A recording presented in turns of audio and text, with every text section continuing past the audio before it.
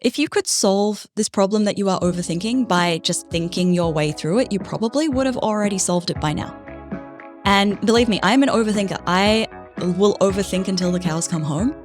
But I've learned that most of the time, the only way out of overthinking is to take action. Welcome to Imperfect Action. I'm Steph Taylor. For years, I read all the books, downloaded all the freebies, and did all the courses.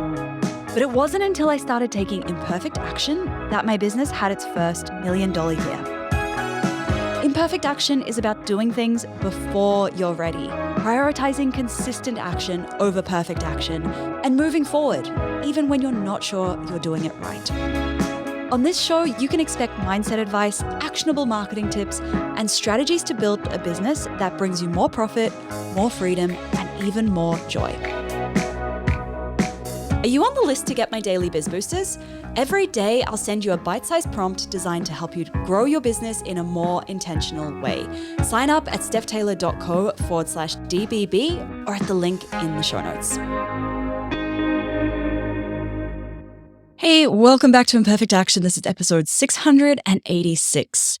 Today, I'm sharing 7 simple habits that can completely transform your online business. Now, some of these might sound really not that simple on the surface, but they are quite simple when you start doing them over time. And it can have quite a big impact on not just how your business runs, but also the results that you get from showing up in this new way with these new habits. So without further ado, I'm going to jump into the habits. And habit number 1 is tracking your numbers weekly.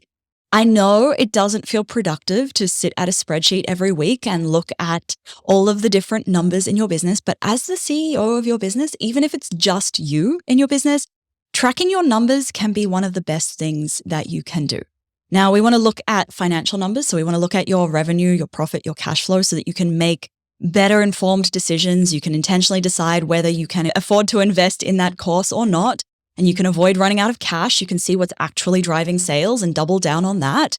But we also want to look at your marketing and your sales numbers, things like reach, conversions at each step of your sales funnel. And that means that you can really double down on what is actually converting and you can stop wasting time on the things that don't work, right? Like it's one thing to be showing up and posting every day to Instagram, but it's another thing to know, oh, this is actually driving reach. People are seeing this.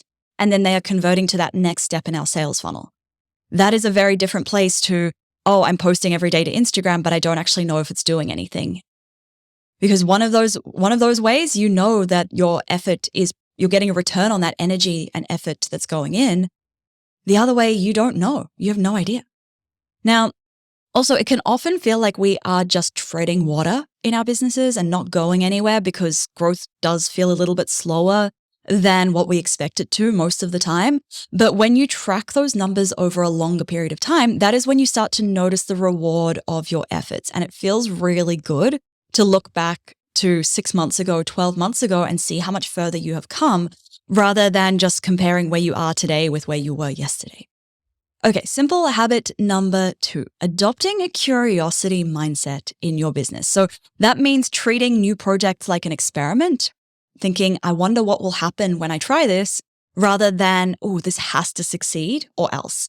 Because you're then a lot less invested in the outcome and you're more invested in what you can learn from it and how you can apply those learnings to your business and improve it going forward.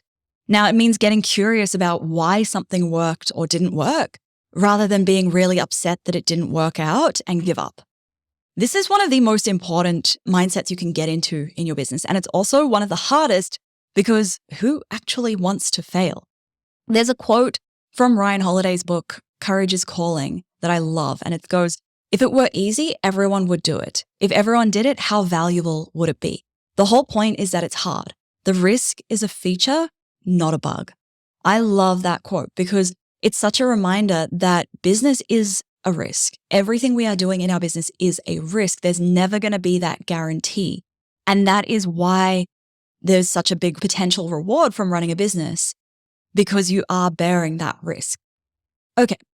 Simple habit number 3 is saying no to the things that you don't want to do. Now, we overachievers can be very quick to look at how we can do more things, how we can add more things to our plates. But every time we say yes to something, it means we're saying no to something else. So if you don't want to do something, it is okay to say no. And it's okay to be more intentional with what you do say yes to. Saying no to something frees up a lot more space for a new yes.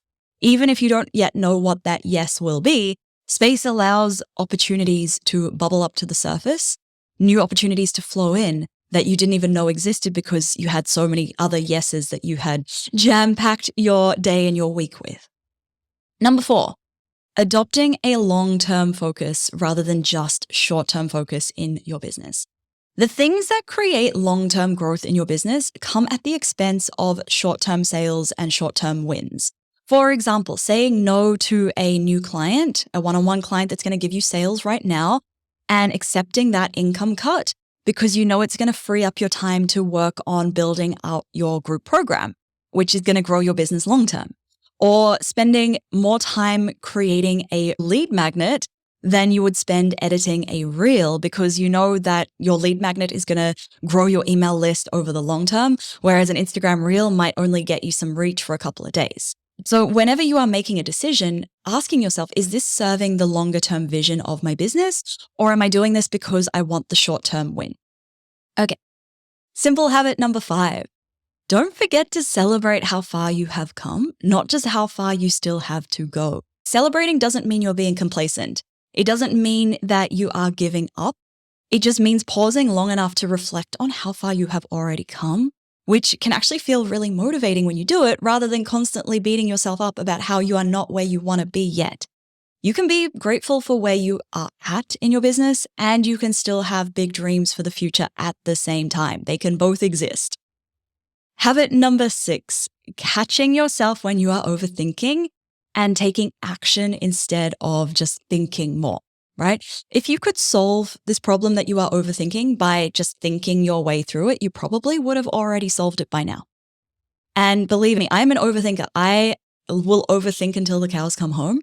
But I've learned that most of the time, the only way out of overthinking is to take action. And one of the things that I learned from Jim Fortin, who has an awesome podcast, is I'm worrying because I'm trying to solve a problem without the facts. When I'm overthinking, it's because I'm trying to solve something without actually knowing all of the different things that are there, all of the other facts. So then the next step becomes, how can I actually start to look for facts? And this usually requires action of some kind. So if you're sitting there overthinking, oh, my next launch is going to fail, my next launch is going to fail, what facts do you have that your next launch is actually going to fail? You probably don't have any. And how can you go and start to look for facts? Well, you can start going out there and start doing a launch. That's the only way you're going to know for sure whether that launch is going to fail or not. And then habit number 7, releasing your need for it to be a certain way, or in other words, releasing your attachment to the outcome. My business looks so different to what I had envisioned it looking like, even just 3 years ago. And I have been through so many ups and downs, and all of the things that I thought that I didn't want, they ended up creating something better than I ever could have even imagined. So even though your business is almost certainly not going to look like what you want it to, it will also almost certainly turn out to be something so much better than you ever could have expected. You just need to enjoy the process and trust that it will turn out really, really well. There was a quote that I saw on Instagram recently. I can't remember who said it. I wrote it on a Post-it note. Water what grows without needing to know what it will bloom into. Enjoy that process. Water your business without needing to know what it's going to look like and whether it's going to be successful, or you're going to need to pivot, or you're going to need to make some changes. Things will not always go to plan, and that is a good thing, because sometimes when things don't go to plan, it's actually opening up the opportunity for something better to happen. We just can't see it at the time.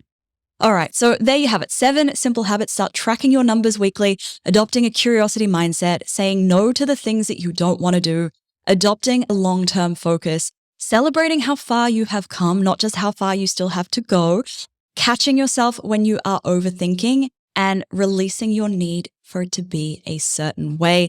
That is it for today's episode. If you haven't already subscribed to the show, hit the subscribe button. It looks like a little plus in Apple Podcasts, or the follow button in Spotify. And it just means you'll get each new episode straight to your podcast app every Monday, Wednesday, and Friday.